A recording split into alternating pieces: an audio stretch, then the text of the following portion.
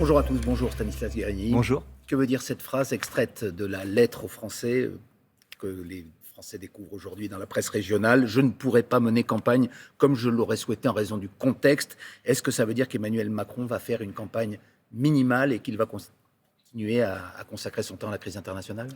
D'abord, ça veut dire que oui, Emmanuel Macron est candidat à sa réélection, mais dans un contexte que je crois chaque Français a en tête, qui est celui de la guerre sur le continent européen, qui est celui de la destruction méthodique d'un certain nombre de villes ukrainiennes, qui est celui d'un moment où des enfants meurent, des civils meurent.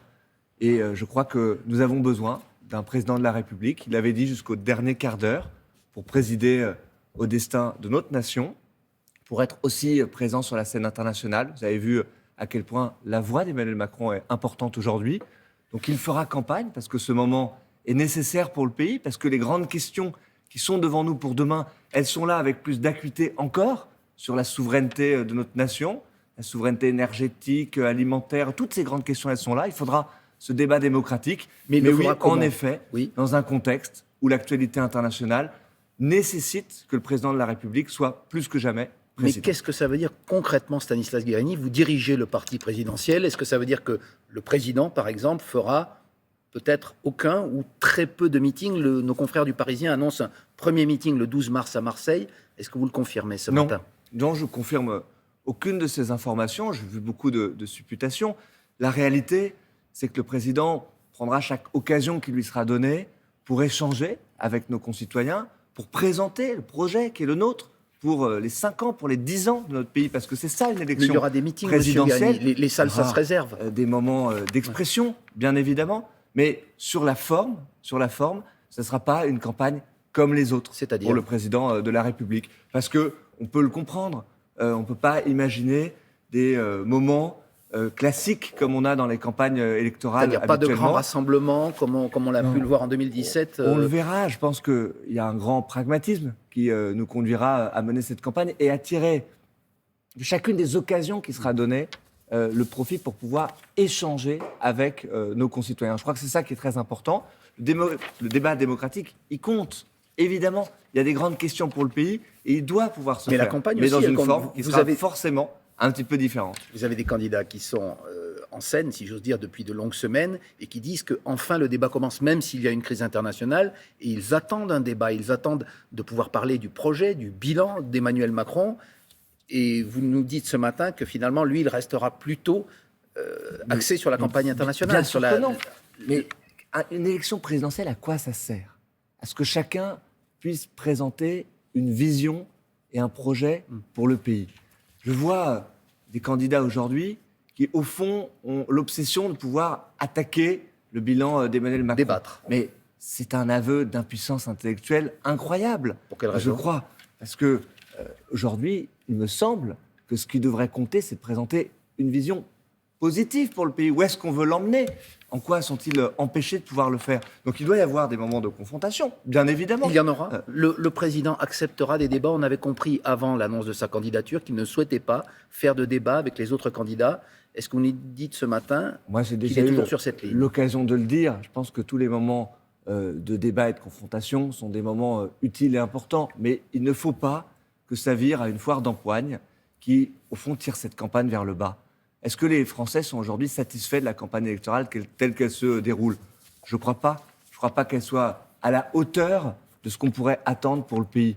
Vous souhaitez que le président débatte néanmoins, M. Guerini? Mais qu'il puisse évidemment présenter sa vision, qu'il puisse confronter son projet, qu'il puisse aussi échanger avec nos concitoyens. Je crois que c'est très important, évidemment, dans des moments comme celui que nous sommes en train de vivre. Je le disais, je pense qu'il faut parler de fond. Les questions qui sont posées par ce conflit, elles résonnent encore plus fort aujourd'hui. Est-ce que nous avons la capacité de maîtriser notre destin en tant qu'Européens, en tant que Français? Ces questions-là, évidemment qu'elles doivent être débattues dans les Français. La logistique, ça compte aussi. Néanmoins, vous avez donc un parti, La République En Marche, qui est situé dans une partie de Paris, dans le 8e arrondissement. Est-ce que le président viendra ou il restera à l'Élysée? Est-ce qu'il viendra à son QG de campagne? Je l'imagine. À chaque fois qu'il sera candidat, eh bien, il pourra évidemment venir au QG de campagne, où tout le monde est prêt depuis des mois. Nous n'avons d'ailleurs pas attendu pour pouvoir présenter d'abord notre bilan, le défendre, porter Est-ce qu'il y aura des actions un projet. militantes ce week-end? Mais bien entendu, nous serons Par sur le terrain, comme nous sommes sur le terrain depuis déjà de nombreux mois. Et vous savez, nous nous sommes posé cette question le week-end dernier, avec les événements en Ukraine, de savoir s'il convenait de continuer à être présents sur le terrain. Et la réponse était évidemment oui. Je pense que nos concitoyens sont d'abord très inquiets de la situation internationale, de ce qu'ils voient, de ce qu'ils vivent. Il faut toujours pouvoir expliquer quelle est l'action de la France, quelle est l'action du président de la République, et aussi quelles sont les réponses de long terme qu'on va devoir apporter. Vous voyez, la question de la souveraineté énergétique, par exemple, qui est posée par cette crise. Eh bien, ça nécessite un grand débat pour le pays. Quelle est la vision qu'on souhaite proposer? Investir dans les énergies renouvelables, investir dans l'énergie nucléaire, ce sont des questions qui sont absolument et qui essentielles. seront portées par d'autres personnalités que le président si Mais lui-même ne s'investit pas par complètement. lui-même le premier. Oui. Par lui-même le premier. C'est Il y avait- très important qu'il puisse présenter Il y cela. avait un slogan que vous aviez mis au point avec vous. Est-ce que ce sera le slogan de la campagne d'Emmanuel Macron? Alors, en tout cas, ça sera exactement l'esprit de cette campagne. Mais Moi, est-ce je que ce crois sera que le pour slogan? l'instant, ce sont les Français qui ont été mis de côté dans cette campagne. On voit bien que les candidats ne parlent que d'eux-mêmes, savoir qui rallie qui est exclu de telle ou telle campagne. Cela n'a aucun intérêt. Et donc, nous, notre intention, c'est de parler directement à nos concitoyens, de partir avec beaucoup de lucidité de la situation du pays. Vous avez constaté dans la lettre du président de la République, d'abord, Alors, cette lettre. une forme d'humilité. Pourquoi la de presse pouvoir régionale faire d'ailleurs? campagne, parce que je crois que c'était une manière de s'adresser très directement à nos concitoyens. C'est une presse qui est beaucoup lue, qui est dans le quotidien, je Et pour crois, casser des l'image de Français. trop de hauteur qu'on lui reproche parfois? Oh, je crois que cette image, ça fait bien longtemps que le président de la République lui a tordu le cou, si vous me permettez l'expression, Mais en elle étant reste présent, gravée dans en le- étant toujours dans au l'esprit de contact. certains Français. C'est une bonne manière de s'adresser de façon lucide, de façon humble aussi à nos concitoyens, et puis en portant une ambition pour le pays. Je crois que c'est ça qui pouvait dénoter aussi cette dans cette déclaration de candidature. Vous voyez, la campagne est faite de visions de déclin, d'une forme de noirceur aussi dans la façon de regarder le pays.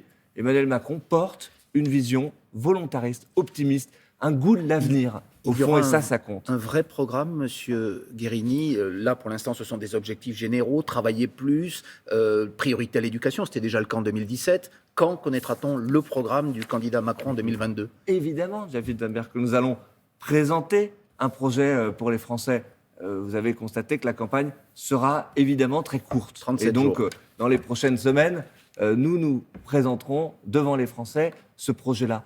Mais dans l'expression du président de la République, du candidat à sa réélection, il y a déjà beaucoup de choses sur, effectivement, la volonté de continuer à investir dans le travail, de bâtir un quinquennat du plein emploi, de continuer à baisser les impôts, de donner plus de liberté, plus d'autonomie aux professeurs, de faire en sorte que la France soit le premier pays à sortir de la dépendance aux énergies fossiles, au gaz, au charbon, au pétrole. Et ça, ce sont évidemment des éléments centraux de la vision et du projet qu'on souhaite porter pour le pays. Et pour l'instant, il est surtout consacré à la crise internationale. Est-ce que vous pensez qu'il prend un risque en étant le seul chef d'État occidental à communiquer encore avec Vladimir Poutine, alors que sur le terrain et dans ses déclarations, on l'entendait encore, le président russe est plus déterminé que jamais?